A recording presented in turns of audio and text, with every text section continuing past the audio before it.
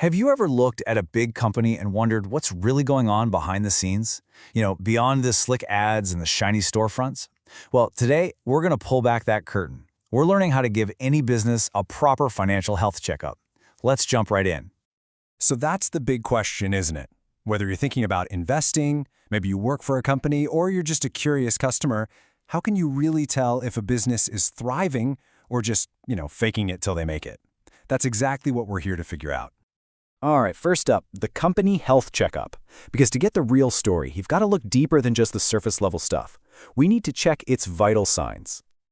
And that's what this fancy term, financial performance analysis, is all about. It sounds super intimidating, I know, but trust me, it's not. It's really just a way to give a business a physical, using its key numbers to check on its health. It's basically a doctor's visit, but for a corporation. Okay, so if we're doing a checkup, what are these vital signs we're looking for? Well, it turns out there are four main ones, and together they paint a really clear picture of how a company is actually doing.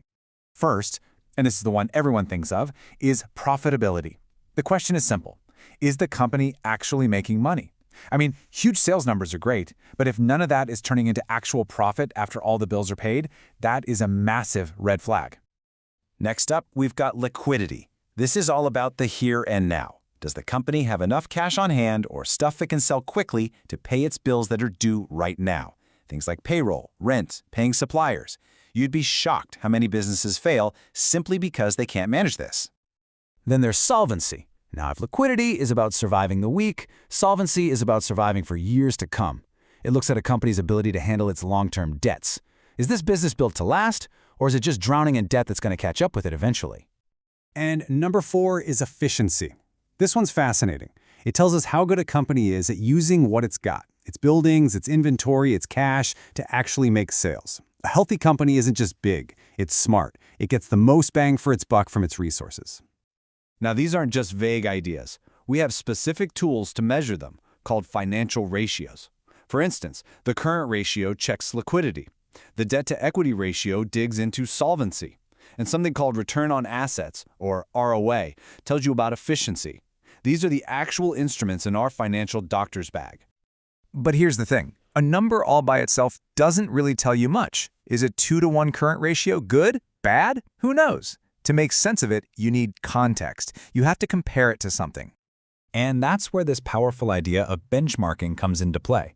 It's where you take a company's numbers and put them side by side with its biggest competitors, or with the industry average. It's like checking your test score against the rest of the class. It tells you if you're leading the pack, just keeping up, or falling way behind. Let's make this real. Think about a giant like PepsiCo. They are constantly looking at their profitability and their solvency ratios. But they don't just look at their own report card. They're benchmarking against their arch-rival Coca-Cola. This comparison helps them see how they're doing on cost control and debt, and it directly helps them decide things like how to price a can of soda. Which brings us to our final section. Putting analysis into action. Because, let's be real, this whole thing isn't just about crunching numbers for fun. The whole point is to use this information to make smarter decisions. And the path is actually pretty clear. First, you measure performance with those ratios. That lets you pinpoint what you're good at and, just as importantly, where you're weak. Then, you benchmark against the competition to get that crucial context.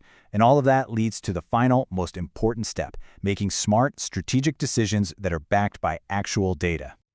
And you have to remember, this is not a one-and-done kind of thing. It's a constant process. The healthiest companies are always taking their own pulse, checking their vitals, and adjusting their game plan to stay ahead. It's all about continuously identifying strengths, fixing weaknesses, and making those data-driven moves.